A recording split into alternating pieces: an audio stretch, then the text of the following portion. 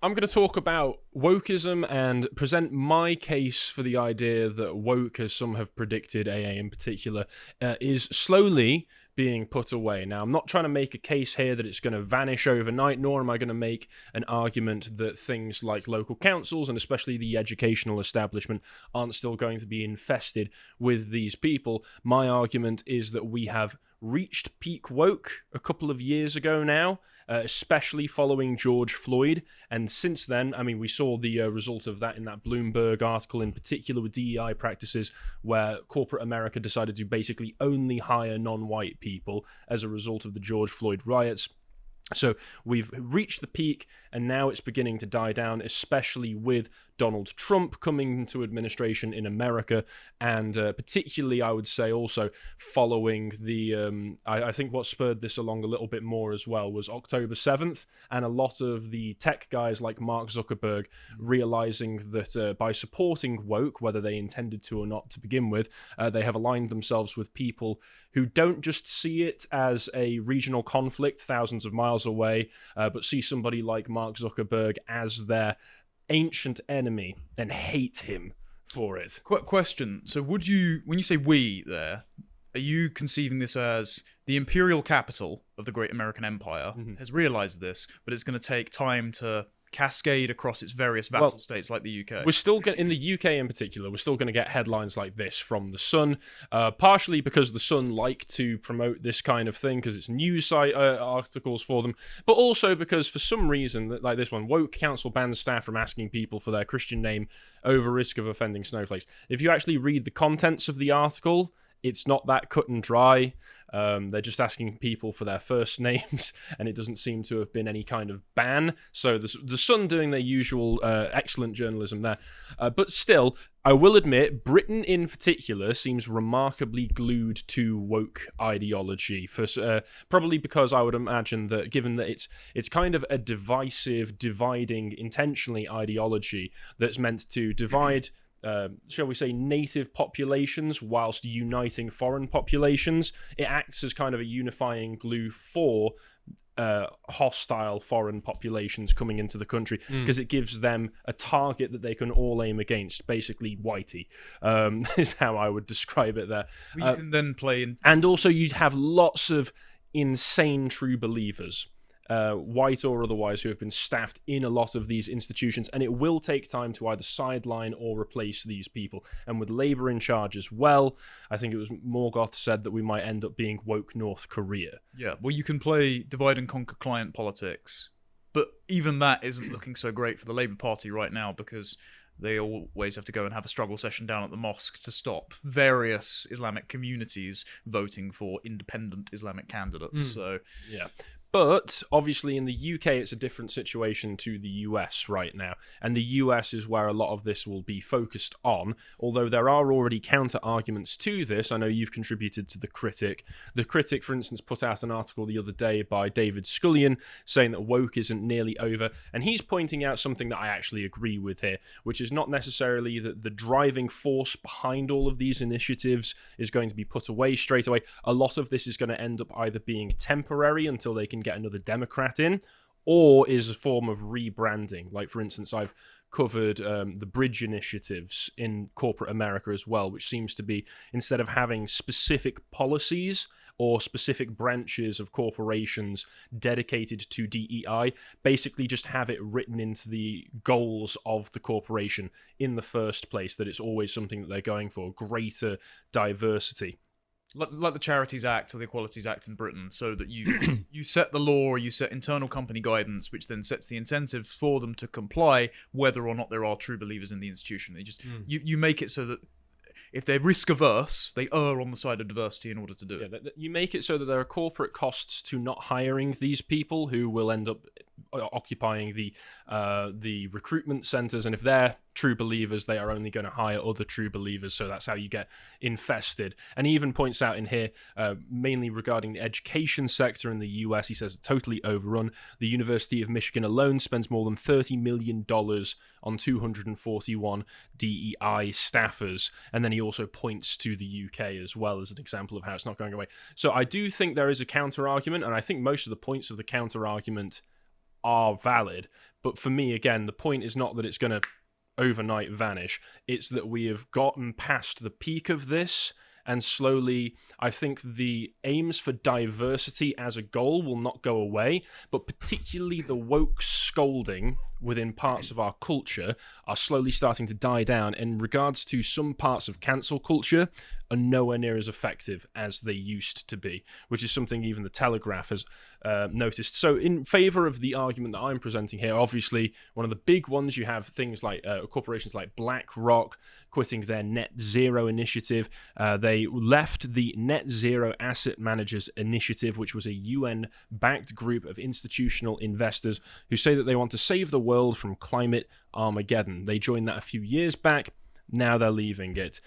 Meta, in particular, unsurprisingly, given that Mark Zuckerberg has gone through quite the PR rebranding and made his Joe Rogan appearance the other week as well. Did you see Morgoth's very viral tweet that said that basically the Joe Rogan experience has become a confessional booth for these, let's say... recovering wokies. Yeah. So they go on and they go through 3 hours of bro talk and come out completely reborn. Yes. I think part of it is sincere. I do think there is a bit of trial by fire in that. I think he's absolutely right, because you basically have to go on a conversation for 3 hours and prove that you're a normal person and come across somewhat likable. Now, for the kind of image that Zuckerberg in particular had just a few years ago, He's like Data from Star Trek. yeah, that must have been a particularly difficult challenge for him.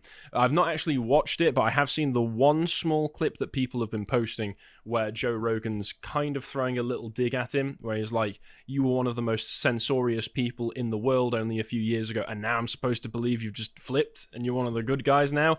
And again, I think that's pointing to something that I believe, which is this: a lot of this might just be rebranding. So some of it, yes, but also don't underestimate the social pressures of him getting involved in MMA, because the person he's appointed in Nick Clegg's stead is Dana White. Yeah. And Dana White being very close friend of Joe Rogan, head of the UFC, very much ingratiated with Team Trump. It seems like rather than appointing some Nick Clegg equivalent, like a former right-wing politician from anywhere, he just picked one of his mates because he likes wrestling.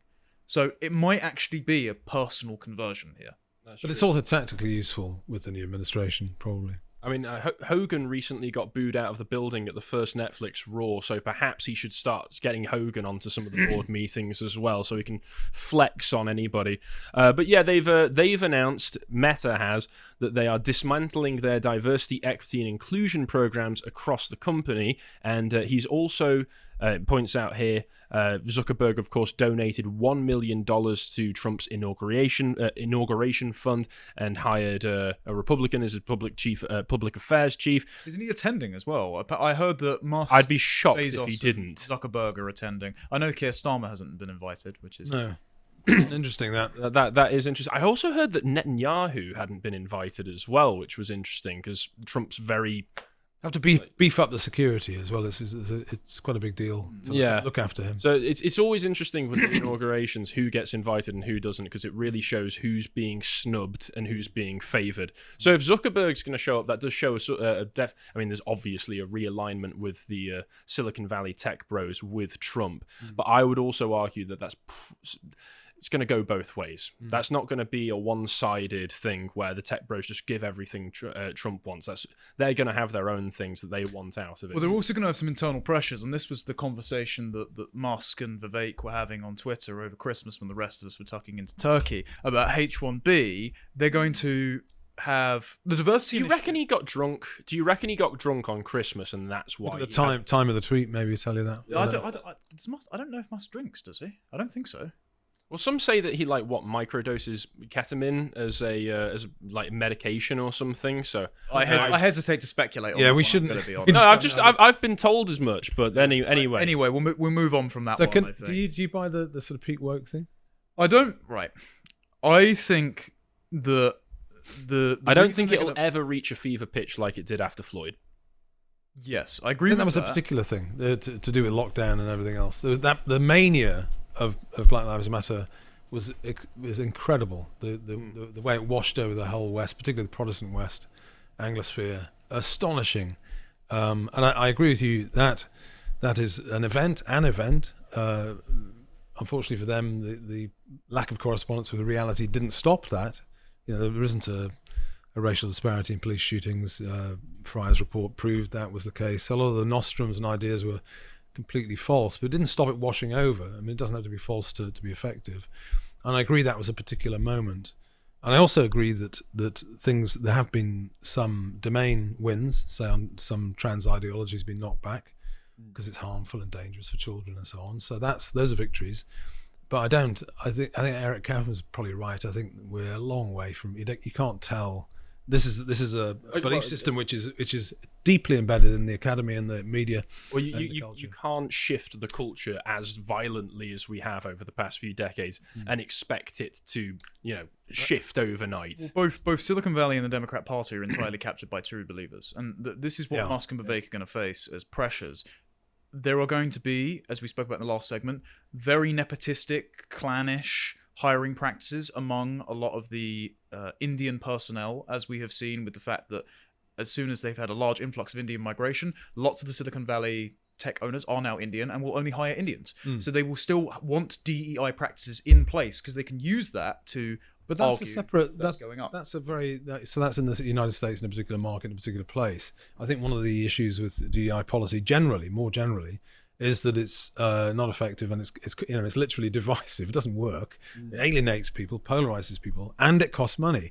So the corporates that are saying actually this really hasn't worked, it's terrible, are stopping it for that reason. I think. Well, that's an interesting thing that's brought up in one of the other articles that I've got that Connor actually sent me, which was the Financial Times article, where one of them, a consultant who counsels corporate leaders, says that they don't want to be all of these companies that have rolled back on it. And Forbes has an article where they point out, McDonald's are abandoning this, Walmart did, Ford Motor Company, Harley Davidson, as well as Meta and others. The guy in this article says they don't want to be caught out promising and not delivering, companies that are still committed to diversity and inclusion, but they just don't want to guarantee outcomes because a lot of the time they set these lofty goals for themselves and they're not hitting it. Yeah, something that your viewers should be aware of is the Labour Party in its manifesto had this idea of race league tables in corporations. So it would oblige corporations, if they haven't done this yet, but they promised to. Maybe it's in a manifesto that has no chance of being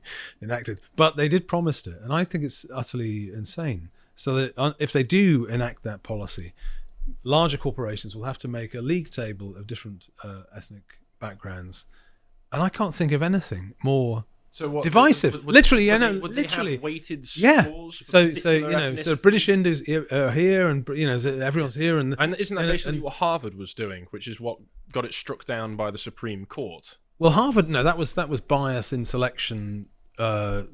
That was racial bias in selection for undergraduates. That's a slightly different thing. And the East Asian population in the United States was discriminated against. I have family members that suffered from that. That was basic racism, and so we'll see where that goes. But this is a slightly different thing. I don't know. I think the other point on Pete Woke is that the institutions that are putting this into practice are doing something which the younger members of the institutions, those organizations, want. So the driving force are the people on comms, or slightly younger. They're true believers in this progressive stuff. They totally believe it. The people my age that are head of the corporation don't really believe it, but sort of bullied into doing it. And the key point is, do you think it was a perfect example of that? Exactly, and they do it because they're bullying. Oh, we better give way to this. We'll give way to it. So that's one thing. We've had that, right? But what happens when those people retire and then the true believers actually get the levers of control in the organization? So the true believers are aligned with the power of I think it could. Well, it matters whether, because with Meta in particular, they had a chief diversity officer, Maxine Williams, who's transitioning to a new role focused on accessibility and engagement instead of being in that DEI role. So what's happened there is she's not been fired, but she has been sidelined. So the question will be whether these companies with all of the true believers who staff them, because when you talk about the younger generations, I do think, as Connor often points out, that there is a split, polarized in Gen Z, where there's the true believers, and then there's a sizable faction of them who do not believe in any of this at all, and oftentimes are more just fed up and tired of all of this. So the question will be, are these people going to get sidelined, and will they be replaced? or will they be left in a position that if the Democrats get back in and start to implement this again, they can be shifted straight back into the position that they occupied before? Well, politically, and this is interesting for the Democrats when they get back in, the Democrats have nowhere to go but double down on woke. I did an analysis of this for Courage Media a little while ago. If you look at the quadrants, there's very few Democrats that basically occupy the SDP position because Trump and Top Vance left. have taken that. Top left. Yeah, Vance is all over that. Yeah. Exactly. He's taken economic protectionism. They're not really going to touch entitlements other than try and make them actually not hemorrhage the deficit. And they've taken cultural conservatism. So those blue dog cohort of Democrats, the sort of culturally sensible economic protectionist lot that people thought Bernie Sanders might have been, but he turned out to be a true believer, they are the smallest caucus you've ever seen, and about half of them are social progressives now, even in that caucus. The rest of the party are like Jasmine Crockett, AOC, like demented leftists who have been selected on the basis of their race. So they've got a very short cohort of people they can pivot to get away from their unpopular progressive. And also, Connor, to remember that people don't. I mean, if they do believe this, they're marinated in this stuff, and it is a religion. Obviously, there's been a lot written about that. It is a form of religion, and they're not going to just volunteer and give it up. And as I said before, it doesn't matter that it has low correspondence to reality. Reality is somewhere completely different. It's costly, divisive, damaging, but it doesn't really matter. We still believe it. And that's, Thomas Kuhn's an interesting one to look at. Kuhnian look at this is to say that people hang on to these ideas, like the old Communist Party members hanging on to their cards in their wallets until, even when forget they're in Gulag. Yeah, the Gulag, forget Hungary in 56, forget Czechoslovakia in 68. It was fine, nothing to see here. I'm still a member of the Communist Party. That was when I read Solzhenitsyn, when he was talking about how a lot of the true believers in the gulags would be trying to plead with the guards, saying, no, I'm one of the good ones. You can let me out. I really am, yeah. There was a woman whose daughter wrote to her and said, "Mother, if you're innocent, tell me, because I cannot bear to see you locked up. And if you're innocent, I won't join the Komsomol. But if you are guilty, I will, and I will hate you forever." And she couldn't bear the idea that her daughter would betray the party. So even though she was innocent, she said, "I'm guilty, join the Komsomol." But it's vital to understand the sort of true believer thing and people not giving it up. And I'll flip it back to a current issue here, the rape gangs. Every single progressive that's interviewed on television about it is really discombobulated, having a massive difficulty with this. Why? It's because they're educated. Their whole belief system is victims and oppressors. Victims are, minorities of various kinds, and oppressors are white males, basically, and they can't, or whites in general. And when we found a situation where you've got a large cohort of white victims, and the people that are responsible for this racially targeted bit of violence are a protected minority in their view, and they just can't handle it because it flips their whole narrative. And I watched them. I look at the interviews, Connor. And I'm thinking you can't deal with this. So what they do in the interview is deflect into also, most offenders are white. It's a white majority population. But sorry, that's a category. We're talking about a particular thing, which is racial violence against a particular group, and the deflection. It's almost painful. And what I'm witnessing is people that they have this ideology and they're not going to give it up. They're really struggling. And the terrible thing for society is that there is literally, and all history proves this, there is no limit of pain that those people would have us go through or other people go through in defense of their ideology. Communism, all the other isms prove it. Once you have an ideology, it doesn't matter how many girls are raped. It doesn't matter because we are right, and they'll suffer any amount of that. It's just irrelevant to them. So you've got to understand, I don't think this is going away. I think we have to fight it every day. I agree with what you're saying. That I would say that what you're talking about in sort of the rape gang denialism is a separate phenomenon to woke as it has been over, say, the past 9 or 10 years, which I would say it's a big subject. Yeah, is woke as I would characterize it. Definitely falls into a lot of the gay race communism, as Tucker put it. But in the way that I'm talking about it here is kind of the scolding and more cultural aspects of it are going to be toned down a lot, especially under Trump. And in particular, this article is quite interesting regarding the scolding thing. One of the things that wokes loved to do was language police, tone police people constantly, basically as a form of petty power politics that they would play. And so that's actually in Wall Street in particular, they're pointing out a top banker, because we all care so much about the well-being of top bankers, said, "I feel liberated. We don't have to self-censor as much as we used to. We can now say retard and pussy again without the fear of getting cancelled. It's a new dawn." So silly, vulgar as that can seem, the fact that some people are feeling a bit more able to express themselves in ways that would have previously got them told off does say something. That's in that domain, though, and I think, but I don't think we're about to have, particularly in the culture, in the arts. I don't think that's going to happen. People tell me that it's still as difficult for an actor or someone in the entertainment industry to say what's true on these things. Well, I mean, that's Hollywood in particular. Maybe less so now that it's burned down. But well, look at the reaction to Zachary Levi. He came out and supported RFK and then Trump, and he's just been made a pariah. Hollywood and all of California and a lot across the West Coast in particular is a very closed club. Music industry, same. Of course, that's based in Los Angeles for the most part as well. But I would say in America, there has been, more so than in Britain, a very concentrated attempt to build up alternative media platforms for people to get exposure on, so that if you are, say, cancelled from Hollywood and the mainstream, then you're able to go on the alternative media tour and become part of that establishment instead. Who was the guy from the Deadpool films with the curly hair, the comedian? Did you watch not Tim Miller. I know who you're talking about. Yeah, you know, he got cancelled, and then he was able to start going and working with the Daily Wire, for instance. And so this article from the Telegraph is interesting because it kind of highlights something that I've been feeling recently, which is with the establishment of alternative media platforms, particularly in America, especially if you can go on something like Joe Rogan. Yeah, the cancel culture has lost a lot of its sting as long as you're already relatively high profile. Obviously, you still, if you're just a normal worker or somebody who has a nobody social media following, and somebody picks up on you and decides to start targeting you, you still don't want that happening to you. But if you're, say, mid-level and above, if you get cancelled, it can kind of be a signal to the alternative media. Let's get that guy. It's a bit of a badge of honor for people, which has taken some of the sting out of it. Cancel culture only works if it comes from your own side now. Yeah, and they point out that Gen Z seems to have gotten bored of it.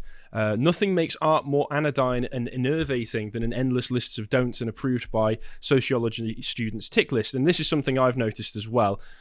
I'm an old Zoomer. I'm an old man now. I'm Generation X. I'm so sorry to hear that. Literally just 1965. Right. So I any older on a boomer. That's it. Oh, you at least say it's not me. Right. You're not spiritually a boomer. No. Either, so it's all fine. But young Zoomers really seem increasingly not to care. Not to care at all, because like the older Zoomers of my cohort, they're a bit closer to millennials, who are moralistic busybodies for the most part. Like the youngers, they've just seen that culture hates them. Most art these days that's produced by the mainstream is terrible, and they just get told off like everybody is their parents for the slightest infraction. So a lot of them have retreated into an almost Sam Hyde-esque post-irony where they just don't care anymore. So they're trying to push boundaries and trying to be offensive in a way that allows them to be transgressive and edgy, because, you know, they're kids. Kids look at what older people are doing and say, I'm going to do the opposite of that. So with them, it's maybe a little bit less effective, although obviously you still have, especially within the girls, we've seen the gender divides on left and right swinging. Depends on the country, though. And it depends on the country. In Germany and France, because immigration is a women's safety issue, and because Jordan Bardella is attractive to French women, you've got parity voting for National Rally between men and women. And it just comes down to two things. One, unlike the millennials, Gen Z's internet usage experience is less siloed, so they can self-create their own satellite communities, and that means they do have the parallel social capital base. So if you get cancelled by one group, you can go to another. And also, if you're a straight white man who's exceedingly competent, why would you play into a social order that makes you a public enemy number one? And if you're a straight white woman who likes straight white men and wants to marry one, why would you actively select out of the eligible dating pool men who can support you having a family? Like it's not in your own interest. You don't get social capital, you don't get economic capital, so just break away from the order. Yeah, and another thing when it comes to the arts, I think the mainstream has sucked for a very, very long time, for longer than just when we hit peak woke. So the fact that the internet is more open these days for a lot of people, particularly, I'm a musician, I love listening to music, I love finding new music. The democratization of access to media platforms, being that you don't have to just stay within the Hollywood and LA music system, means that you've still got a chance of making something. The fact is as well, even if you do make it big in the music industry, in the mainstream music industry, you're not going to make any money from it nowadays anyway, with streaming and everything else. So if anything, it's probably better for a lot of these people to not give a damn about the studio system and say, I'm going to try and make it on my own. I watched there's an interview with the lead singer of Avenged Sevenfold recently. You wouldn't like them, where he was talking about how even for a really big band like them, they basically make no money from it because inflation has caused all of the cost of everything to do with touring, which used to be where they'd make all of their money after selling albums became not a way. It used to be albums, in the 70s. It was massive. It used to be the albums. And it went to gigs. Then it went to the touring, and now the touring doesn't make any money. So if anything, you're probably best off going, I'm going to be my own boss, make my own music, release it on Bandcamp or stream it on Spotify, and I'll make what dribs and drabs that I can, because it gives me that artistic freedom. So that means that they're a bit more free to not have to worry. It's democratizing. The atomization of all this stuff it does give people freedom. But I think coming together, actually, people assembling groups that agree with their basic outlook is a good idea. You need to do that. It's apart from anything. Well, people are building their own institutions, forming their own networks, which can operate independently of the larger system, which I think is a good thing. But again, when it comes to the overall direction of where things are going, for my thesis, I think the main reason is that following October 7th, there does seem to have been a bit of a shift, given that woke massively seems to trend in the direction of anti-Israel, pro-Palestine, and you see a lot of publications pointing out that it has become a breeding ground for anti-Semitism, and this gives a rather sad story of basically a naive Israeli woman who was in Berlin who went to one of these pro-Palestine marches. I assume that she was quite woke herself, ended up getting beaten up by some of the people there, and I can only imagine that that was, I would hope that was a bit of an eye-opening moment for her, because I'd imagine what it was as I mentioned with Mark Zuckerberg and others, Bill Ackman. Bill Ackman, they've probably thought to themselves, hold up, everybody who believes in this hates me. Who are my friends? Yeah, purely for my ethnic identity. They don't see this as something disconnected from me. They see me as particularly guilty of the crimes being committed by a foreign government. It's fascinating that, because I'm interested in political coalitions, and leading a little political party and making progress. We are a coalition of a type, but at least it's coherent. I think what the odd thing about the progressive woke coalition is just how utterly incoherent it is. It's united only by dislike of the West.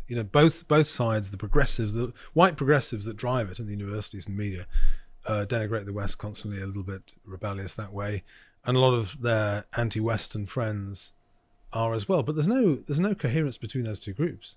I mean, take away the dislike of the central culture, they'd be at each other's throats. Well, this is what Marx wrote, op-ed, I think it was for the New York Daily News in the 19th century, and said that Islam is a revolutionary ally because it hates Christianity. Yeah. So that's all this is. And then also Mary Harrington's pointed this out quite well. But it's temporary and contingent. Yes. So it's like, there was a town in Michigan, actually, Rod Little wrote about this, a town in Michigan where it has a very high Islamic population, and they built up power until they had a majority. And then the alliance they had with the LGBT group, I think it was mainly lesbian and gay, not T so much. And then the Islamists got in and said, no, we're not having that. There was a white woman who had converted to Islam and also said she was a lesbian on the town council, weeping because they took the pride flag down. And it's like, it was contingent. It was a contingent alliance until we got power. What were they thinking though, Connor? What were they thinking? It's the omnicause, right? This is what Mary's written about in the pages of Unheard. Is lots of it is all of the algorithms have fed these issues together on the grounds that they're both hating the West and white people. And so this is why Greta Thunberg will go from one day marching for climate and the next day to kafir. Yes. It's just been presented in her feed all the time, and this is where she gets social capital from. Sorry to cut you off. Oh, I was just going to say that example that you mentioned of the white woman who'd converted to Islam weeping because she was a lesbian at the pride flag being taken down. What you're describing there is mental illness. Yeah. More than anything. And it's sad to see because we've seen there have been studies done that show that liberals do tend to mental illness a lot more than people who identify themselves as conservative. Higher anxiety, all sorts of things. So they're particularly susceptible to things that just don't make sense because it gives them a sense of identity that maybe helps them to try and, in a weird way, order the world in a way that makes a bit more sense, even though it's completely chaotic, which is why it may make more sense to them. But anyway, on the subject of what I was talking about a moment ago, this is an interesting article from, I believe it was November in Unheard, from Noah Carl, who was talking about left-wing academics now primary targets of cancel culture. Now, of course, this is weighted in one direction because right-wing academics seems to be a bit of an oxymoron these days, given how the academies themselves have. Matt Goodwin said to leave. So Matt Goodwin said to leave. A lot of the academies themselves just can I stop you? In the gatekeep out 70s, these people. 60s, and 70s, the phrase right-wing historian was really quite normal. It was really quite normal. Right-wing historians are saying. Trying to think if there's any right-wing historians right now. David Starkey. David Starkey. Would you count Theodore Dalrymple? I mean, he's not really a historian. He's a sociologist, really. Andrew Roberts has got some very soft views on immigration, but he's very pro-Churchill. Anyway, sorry. No. Nigel Bigger, maybe, but again, he's a theologist primarily, isn't he? Yeah, priest. Yes, you're correct there. Either way, so this is weighted, so take that into consideration, but it's looking at academic cancellations as compiled by the Foundation for Individual Rights and Expression, and it's taking every incident that should have been counted as protected under constitutional speech and seeing if the people who are doing it would identify more with the left or from the right. And you can see this is what I mean with regarding cancel culture, why I think for the time being we've hit a bit of a peak, because you can see very clearly in this graph that it peaks around 2019 to 2020, 2021 and has been steadily declining. But now it seems that more of them that are sustaining are coming from the right, according to this. And if you go down, he decided to break it down into a bit more detail and saw that massively a lot of the cancellations that are coming from the right are coming over the subject of Israel and Gaza. Well, one of these high-profile ones will obviously be Claudine Gay, for example. Yes. So what got her in the end was plagiarism, but it was instigated by that dreadful congressional hearing where she couldn't condemn people calling for genocide on Harvard University campus. That's right. Yeah. So in nothing to see here. Returning to the subject of coalition building, the reason I think that we're past peak woke is the woke coalition has been fundamentally split by the issue following October 7th. And I think it's a good point. Yeah, and I think that Donald Trump coming into office as well is definitely pushing that split along because he's drawn a lot of the big tech bros onto his side. I would argue, see, friends in the academy who are not crazy and are sound will say, all two of them, yeah. No, look, so actually the STP's overweight academics, but so a lot of them are political scientists, and they say, I say, why is this just flourishing in the way it is? And why, even after a moderate thing like Brexit, which was the mainstream majority of the public wanted to leave the European Union, why couldn't you as an academic, why were you chastised for having that view? Why were there so many pro-Brexit academics unable to say this? And the answer was that it's the consequences. It's the consequences to the academics. And until there are consequences, what you're seeing there in the Israeli-Palestinian conflict there is suddenly a meeting with a consequence. It really is. We're not messing now. We're not just putting this stuff out to look virtuous. It actually really matters, and so that's a collision with reality. It's not just been the academics themselves; it's also been the students in many cases in a lot of these universities, and so these students might be receiving their first bit of discipline. Yeah, but the New York Times regarding these, you can't just go on these massive campus protests every other day. You have to actually abide by the rules that we set. So obviously, many of them will be true believers, but I do think that a lot of that evangelical spirit that comes with the true believer may be tempered by a bit of old-fashioned discipline. So I wonder if the culture around them shifts, if not all, but a fair few of them might shift along with it. People are very changeable. What I really worry about, particularly from the scenes in the United States, is just mob rule on campus. That's what worries me. I think it's the weight of numbers of people protesting, intimidating the faculty, and I mean, it was a few years ago, but Evergreen College, Brett Weinstein. Well, they're all... So you have to have someone that is prepared to stand up, and you've got to be brave to do that. Well, I mean, they're all trying to repeat what they see as the what they see in their minds as the glorious civil rights victories of the 1960s. And forget Shelby Steele, when he wrote about when he was a student radical in the 1960s, gives the story of when he and a load of the other students marched into the office of the university dean and made all of their demands. They disrespected him. He dropped cigarette ash on the carpet of his office, and the dean just didn't do anything. He just sat there and let them do it because he was intimidated. So what they're hoping for is a repeat of that. They want to have their glorious civil rights moment, and at least on this subject, it doesn't seem to be working out. Well, it's not. Yeah, I mean, it's a category error. It's the same thing as looking at gay rights, which is justifiable and arguable, and then transposing that onto something which is a completely different category of thing, which is gender ideology, and thinking it's the same thing, thinking it's the latest stage in that. I'll just tell you, I'll lighten it up. There's a philosopher called Sidney Morgenbesser, who was a philosopher. I can't remember which. It might have been Cornell. In the late 60s, there were a lot of anti-Vietnam rioting and protests. Police broke it up, and you've seen the scene. They broke it up by smashing, using the baton and smashing. And he was hit. He was, probably a senior lecturer. And he was interviewed afterwards, bloodied. And he said, "Well, do you think this is unfair and unjust?" He said, "Well, it was certainly unjust, but it was unfair because they didn't just hit me; they hit everyone." So there you go. That's a philosopher at work. I hope you appreciated that segment from the podcast The Lotus Eaters, and if you want to see what else we're up to, you can always go to our website and look at our roundtables where we talk about hot news with all of the hosts. This one was talking about Elon on Twitter and targeting the Labour Party. And if you want to see everything else that we're posting, you can always follow us on Twitter itself. Thank you very much for watching, and goodbye.